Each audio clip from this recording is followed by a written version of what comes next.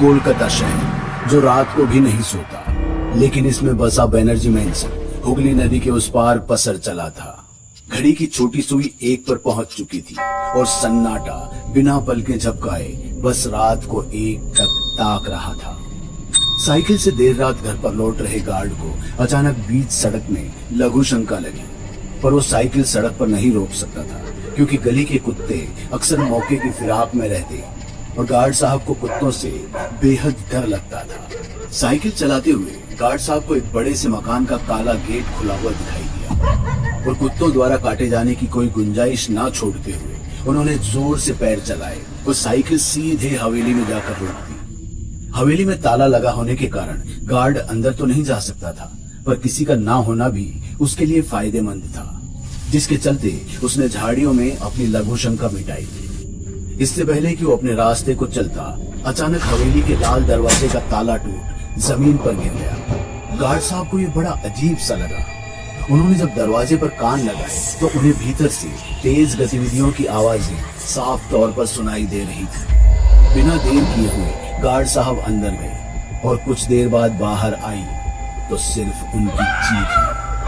पर इस सुनसान हवेली में उनकी चीखें सुनता भी तो आखिर कौन? मौलवी साहब अपनी बेटी आयशा के साथ कलकत्ता से दूर इस हवेली में रहने आए हैं। दरअसल कभी इस हवेली के जमींदार मौलवी साहब के घनिष्ठ मित्र हुआ करते थे। जमींदार की मौत के बाद उनके बच्चे तो विदेश चले गए, पर जाते जाते मौलवी साहब के लिए ये हवेली छोड़ गए। बिटिया, अब तुम मुंह धो लो, हम खाने का बंदोबस्त करते हैं। नहीं अब्बा, आप आराम कीजिए और खाने की फिक्र हम पर छोड़ दीजिए। आज हम ऐसी बिरयानी बनाएंगे कि आप गोश्त के साथ अपनी उंगलियां भी चाट जाएंगे। तू भी ना एकदम अपनी माँ की तरह जिद्दी है, पर अगर मदद की जरूरत पड़े तो बुला लेना। इतना कहते ही आयशा रसोई घर में गई और गैस लगाकर बिरयानी बनाने की तैयारी करने लगी। दूसरी ओर मौलवी साहब भी अंदर अपने ट्रंक को खोलकर कमरे को जमाने लगे। मौलवी साहब अभी बिस्तर का गद्दा बिछा ही रहे थे कि उनकी नजर पलंग के कोने पर पड़ी एक कमीज पर गई। उन्होंने कमीज को उठाकर देखा तो पाया कि कमीज पर स्याह लाल रंग था जो सूख चुका था। उन्होंने उस कमीज को एक आम कपड़ा समझ उससे कमरे की धूल उड़ाने लगे। मौलवी साहब इस बात से बेखबर थे कि ये उसी गार्ड की कमीज थी जो हफ्तों पहले इस हवेली में आया तो था, पर कभी वापस नहीं जा पाया। मौलवी और आयशा खाना खाने बैठे। दोनों को खाते हुए अभी कुछ देर ही हुई थी कि मौलवी साहब को चावलों के बीच कुछ अजीब सा महसूस हुआ। उन्होंने जब उसे उठाया तो उन्हें वो जला हुआ गोश्त का एक आम टुकड़ा लगा, पर जैसे ही वो उसे गौर से देखने के लिए आंख के पास लाए तो पाया कि वो एक मरा हुआ चूहा था। मौलवी साहब के हाथ कांपे और उन्होंने उसे फेंकते हुए एकदम से उल्टी कर दी। आयशा की नजर जैसे ही चूहे पर पड़ी, उसने भी अपनी प्लेट को किनारे पर कर मुंह में गए आखिरी निवाले को थूक दिया और अपने पिता को पानी का गिलास देते हुए बोली, अब्बा कसम से अब्बा, हम कसम खा के कहते हैं, हमें नहीं पता ये कहां से आ गया। अरे कोई बात नहीं बिटिया, इसमें तुम्हारी गलती थोड़ी ना है। ये तो उस कसाई की गलती है जिसने तुम्हें ये गोश्त दिया है। तुम चिंता मत करो, हम बाहर जाकर खा लेंगे। इतना कहकर आयशा और मौलवी साहब घर को ताला लगा बाहर चल दिए। लेकिन हैरानी की बात ये थी कि उन्हें जाता हुआ कोई छत से देख रहा था, जिसके हाथ खून से सने हुए थे। रात को बाहर से खाना खाने के बाद दोनों बाप बेटी घर के पीछे वाले बगीचे में टहलते हुए एक दूसरे से बातें कर रहे थे। अब्बा, हमें माफ कर दीजिए ना। अरे आयशा, फिक्र मत करो। तुम्हें पता है, तुम्हारी अम्मी ने शादी की सालगिरह पर खीर जला दी थी। फिर हम दोनों ने उसको 1000 बार सुन चुके हैं अब्बा ये कहानी। कभी कभी अम्मी की ना बहुत याद आती है। बाप बेटी इससे पहले कि कुछ और यादें ताजा करते, उन्हें पेड़ की शाख के ऊपर एक अजीब सी आहट सुनाई दी। दोनों ने जब नजर उठाकर ऊपर की ओर देखा तो एक औरत पेड़ की शाख पर बैठ एक इंसानी हाथ को कच्चा चबा रही थी और उसकी बाजू से टपकता खून गार्डन की मिट्टी में जज्ब होता हुआ उसे लाल कर रहा था। जैसे ही उन दोनों की नजर उस औरत से मिली तो उसने अपने खूनी होठों से मुस्कुराते हुए उनसे पूछा, खाना चाहेंगे आप? कौन हो तुम और ये? मेरा नाम मोमिना है, जमींदार बाबू की छोटी पत्नी। सालों से उन्हें ढूंढ रही हूँ, पर कोई मुझे बताता ही नहीं। और जब कोई मुझे कुछ बताता नहीं तो क्या? तो मुझे बहुत गुस्सा आता है और फिर मैं उसे खा जाती हूँ। क्या आपको पता है जमींदार बाबू कहाँ है? पता है आपको? मोमिना के गुस्से के उबाल को देख दोनों बाप बेटी दौड़ते हुए अपने कमरे में जा पहुंचे और कुंडी लगाकर बिस्तर के एक कोने में दुबक कर बैठ गए। कुछ देर तक तो मोमिना ने दरवाजा पीटा और फिर शांति ने माहौल को एकदम भयनुमा रूप दे दिया।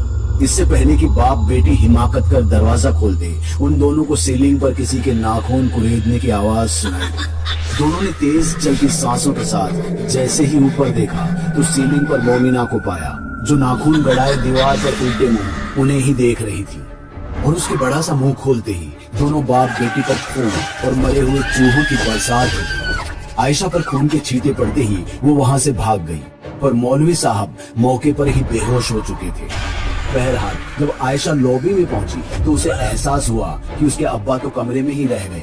आयशा, जो सर से पैर तक कांप रही थी, किसी तरह शरीर में हिम्मत जुटा ठिठुरते कदमों से कमरे में पहुंची तो वहां का नजारा देखकर हक्की बक्की रह गई।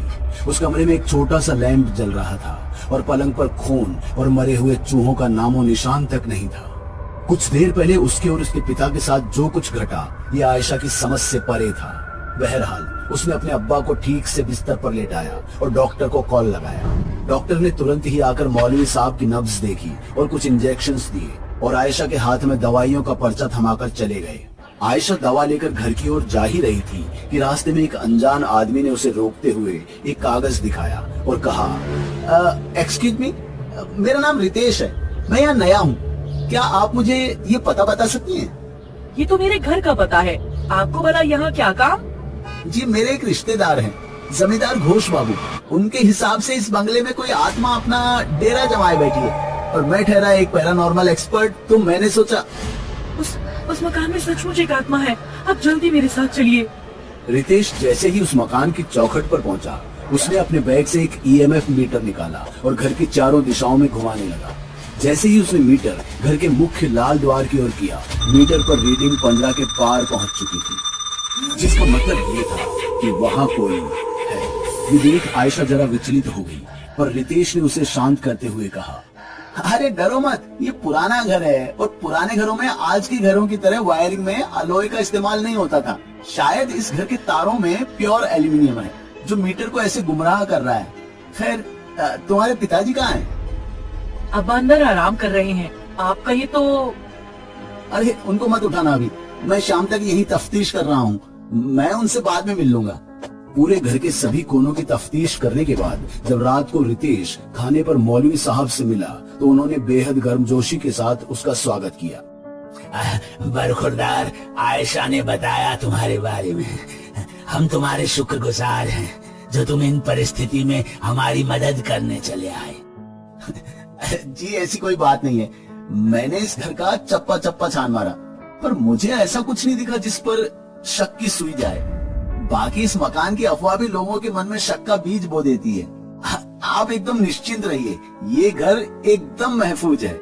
रितेश ने अपनी बात समाप्त की भी नहीं थी कि अचानक कमरे की बिजली चली गई और अचानक से टेबल के बीचों बीच जला एक लैंप और उसकी रोशनी में दिखा एक चेहरा जो किसी और का नहीं बल्कि मोमिना का था, जिसकी आंखें नीली और होठों पर वही खूनी मुस्कान थी। उसने आयशा की प्लेट से मुट्ठी भर चावल उठा, मुंह में ठूसे और रितेश की ओर देखते हुए कहा, माफ करना, मैंने तुम्हारी बात पूरी नहीं होने दी।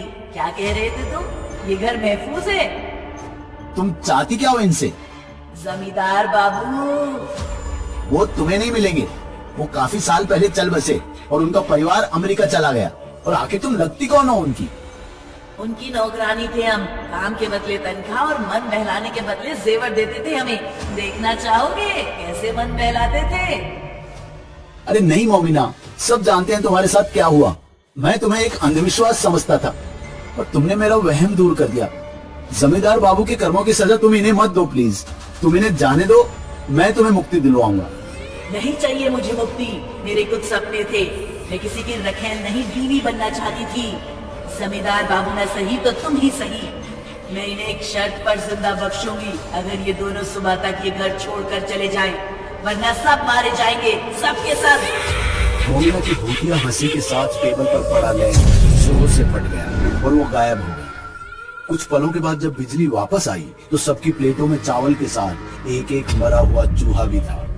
मौलवी साहब और आयशा ने तुरंत अपना सारा सामान बांधना शुरू किया और टैक्सी पकड़ रातों रात उस हवेली से निकल गए। रितेश उस हवेली के सामने खड़ा था और वो मुख्य लाल दरवाजे की ओर देखकर चिल्लाते हुए बोला, मोमिना, अब तुम्हारे और मेरे सिवा यहाँ कोई नहीं है, तो आ जाओ।